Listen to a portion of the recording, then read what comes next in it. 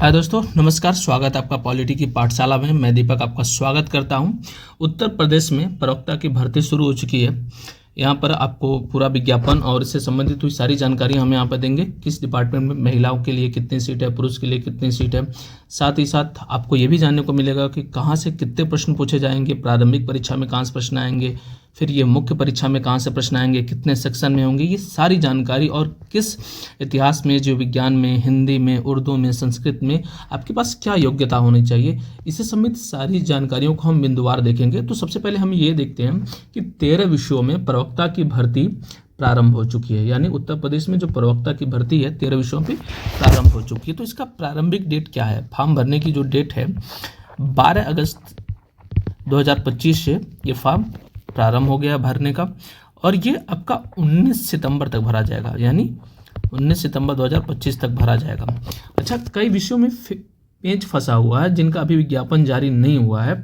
जैसे विषय जिनमें बीएड अनिवार्य नहीं है, कुछ विषय हैं जिनमें बीएड अनिवार्य नहीं है, जिसमें आपका कला का हो गया, उसमें आपका कंप्यूटर का हो गया, ऐसे ही संबंधित विषय हैं। लेकिन अभी जो पदों पे भर्ती आई है 13 विषयों पे आई है, तो उनके बारे में हम जानेंगे। ये आपका फॉर्म भरने का डेट है, लेकिन आपको ओटीआर अनिवार्य रूप से कर लीजिएगा। बिना ओटीआर किए आप फॉर्म नहीं भर सकते। जिस दिन ओटीआर करेंगे 24 घंटे के अंदर आपको ओटीआर नंबर मिल जाएगा और उसके बाद आप फॉर्म को फिलअप कर पाएंगे। तो चलिए आगे की जानकारी देखते हैं कि किस विभाग में और महिलाओं के लिए कितने पुरुष हैं, महिलाओं के लिए कितने पद हैं और पुरुषों के लिए कितने पद हैं। तो सबसे पहले महिला, लेडीज फर्स्ट, हम देखेंगे कि अंग्रेजी में महिला प्रवक्ता के लिए कुल कितने पद हैं? 84 पद हैं। अर्थशास्त्र में 36, इतिहास में 34, उर्दू में 13, गणित में 28, भौतिक विज्ञान में 104, रसायन विज्ञान में 62, जीव विज्ञान में 73 कुल पद है। बाकी आप अपना वीडियो पॉज करके देख सकते हैं। फिर भूगोल में 26, संस्कृत में 56, नागरिक शास्त्र में 54 है। ठीक, समाजशास्त्र में 44 और हिंदी में सर्वाधिक 80, यानी कुल महिलाओं का पद 694 है। साथ ही हम देखेंगे कि प्रवक्ता पुरुषों के लिए क्या। अंग्रेजी में 100 पद हैं, अर्थशास्त्र में 41, इतिहास में 41, उर्दू में 27, गणित में 94 पद हैं। ये ध्यान रखना है। भौतिक विज्ञान में 86, रसायन विज्ञान में 85, जीव विज्ञान में 73, भूगोल में 38 और संस्कृत 36, नागरिक शास्त्र 51 और समाजशास्त्र 23 और हिंदी में 72, कुल मिलाकर के 177 पद हैं। इसके बाद हम क्या देखेंगे? सबसे महत्वपूर्ण बात हम ये देखेंगे कि यहाँ पर आपका जो प्रारंभिक परीक्षा होगा, प्री परीक्षा में आपको कहाँ से प्रश्न पूछे जाएंगे, कैसे प्रश्न पूछे जाएंगे, कुल कितने प्रश्न होंगे। कुल आपके प्रश्न होंगे 120। ये ध्यान रखिएगा, कुल कितने प्रश्न होंगे? 120 प्रश्न होंगे। सॉरी, आपके 120 प्रश्न होंगे। उनमें से आपको 120 प्रश्न कुल होंगे, जिसमें से आपका 40 प्रश्न क्या होगा? जीएस का होगा। ठीक, और 80 प्रश्न आपका कहाँ से आएगा? आपका जो विषय होगा, जिस विषय से आपने फॉर्म भरा उस विषय से आएगा। ठीक, 80 प्रश्न टोटल 120 प्रश्न होंगे। कितने नंबर का होगा? 300 अंकों का होगा। ये आपको ध्यान में रखना है। कितने घंटे का होगा? ये 2 घंटे का पेपर होगा। यानी 1 मिनट में एक क्वेश्चन, यानी टोटल 120 मिनट में आपको 120 प्रश्न करने होंगे। ठीक है, अब ये प्रश्न कहाँ से पूछे जाएंगे? आपको पाठ्यक्रम आपको ध्यान रखना होगा कि जो जीएस के सब्जेक्ट हैं, सामान्य विज्ञान से प्रश्न आएंगे, भारत के इतिहास से प्रश्न आएंगे, राष्ट्रीय आंदोलन के प्रश्न आएंगे, भारतीय राजतंत्र, अर्थव्यवस्था, संस्कृत, भारतीय कृषि, वाणिज्य एवं व्यापार से प्रश्न पूछे जाएंगे। और ये प्रश्न सभी को करने हैं। इस जीएस का जो सेक्टर है वहाँ पर सभी के लिए 40 प्रश्न अनिवार्य है। ठीक है, आप सभी को ये करना है। आप यहाँ से छोड़ नहीं सकते कि आपका कोई और सब्जेक्ट है तो मैं अपना स्पेशल सब्जेक्ट ले लूँगा। वो आपका वैकल्पिक विषय जो आप चुनेंगे वहाँ से तो 80 प्रश्न आने ही आने हैं। उसके अलावा आपके पास 40 प्रश्नों का एक जखेरा भी आएगा, जहाँ से आप इस प्रश्नों को देख पाएंगे। विश्व भूगोल तथा भारत का भूगोल और प्राकृतिक संसाधन, यहाँ से प्रश्न आएंगे। जीएस में 40 जो प्रश्न है आपको यहाँ से आपको जो देखने को मिलेंगे उनके लिए।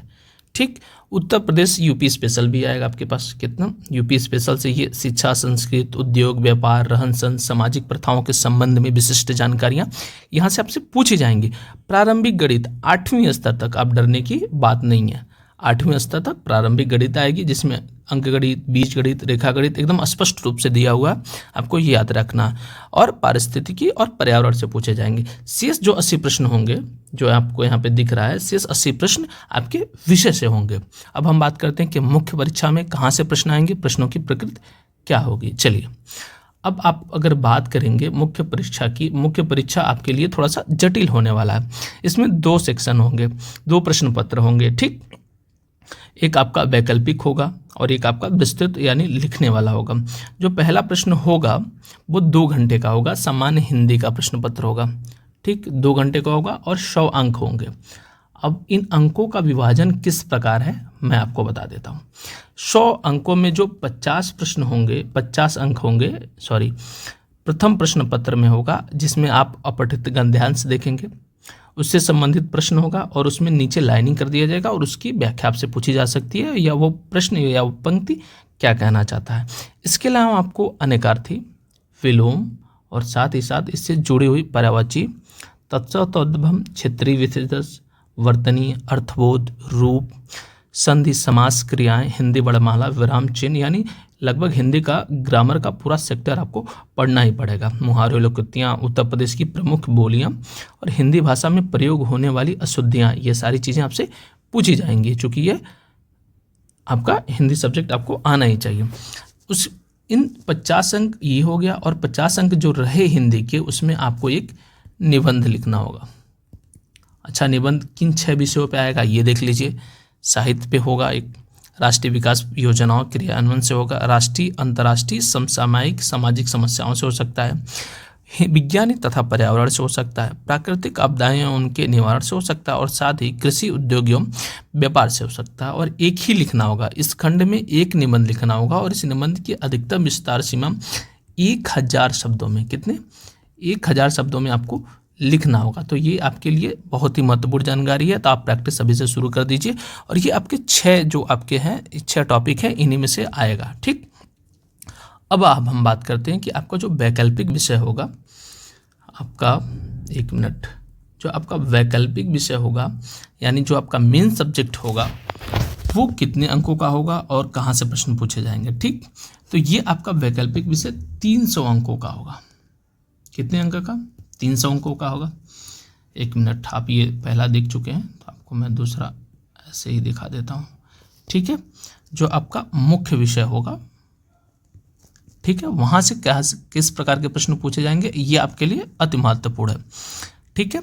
तो कुल प्रश्नों की संख्या कितनी होगी, कुल 20 प्रश्न करने होंगे, 20 को आपको लिखना होगा, 20 प्रश्न होंगे, 20 प्रश्न आपके लिए अनिवार्य होंगे।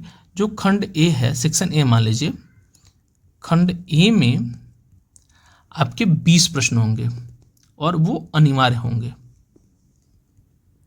आप इनको छोड़ नहीं सकते। अच्छा, ये अनिवार्य प्रश्न होंगे, ठीक, और सभी प्रश्न करने होंगे। इन 20 प्रश्नों में से, सॉरी, यहाँ पर 20 प्रश्न टोटल होंगे। इस 20 प्रश्नों में से 5 प्रश्न जो होंगे सामान्य उत्तरीय होंगे। 5 प्रश्न ये 250 शब्दों में होंगे। कितने, 250 शब्दों में होंगे, यहाँ पर दिया हुआ, आप पढ़ सकते हैं, 250 शब्द होंगे, और प्रत्येक प्रश्न के 25 अंक होंगे, यानी 5 प्रश्न ये हो गया, ठीक। अब इसके साथ आपका जो 20 सेक्शन होगा, वहाँ पर भी आपको 5 प्रश्न करने होंगे, लेकिन यह लघु उत्तरीय होगा। कितने शब्दों में होगा, 150 शब्दों में होगा, और एक प्रश्न का आपको कितने अंक मिलेंगे, 15 अंक मिलेंगे।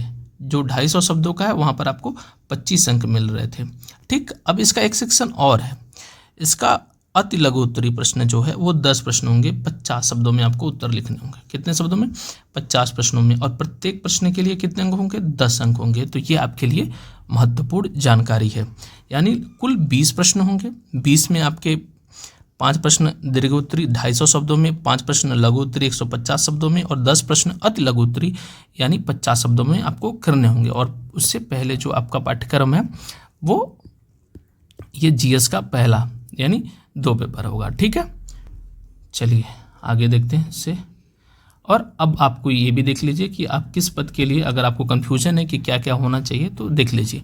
समाजशास्त्र, भूगोल, अर्थशास्त्र, नागरिक शास्त्र, भौतिक विज्ञान और रसायन विज्ञान से संबंधित आपके पास आपके पास पोस्ट ग्रेजुएट की डिग्री होनी जानी, यानी आपके पास एक पीजी होना चाहिए और साथ में आपके पास बीएड होना चाहिए। अगर ये आपके पास है तो आप इस फॉर्म को फिल कर पाएंगे। प्रवक्ता इतिहास के लिए विधि द्वारा स्थापित विश्वविद्यालय से आप प्राचीन इतिहास, मध्यकालीन इतिहास या आधुनिक इतिहास में पीजी हो।